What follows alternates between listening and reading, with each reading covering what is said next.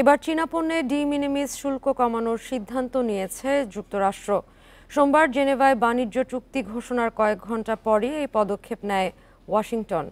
D মিনিমিস শুল্ক 120% থেকে কমিয়ে 54% করেছে ট্রাম্প প্রশাসন, যা কার্যকর হবে আগামীকাল থেকে। ডি মিনিমিস সেবার আওতায় চীন থেকে ডাক পরিষেবার মাধ্যমে $800 পর্যন্ত মূল্যের পণ্য শুল্ক ছাড়াই যুক্তরাষ্ট্রে প্রবেশ করতে পারত। দ্বিতীয় মেয়াদে মার্কিন প্রেসিডেন্ট হওয়ার পর এই সেবার 120% শুল্ক আরোপ করেন ডোনাল্ড ট্রাম্প।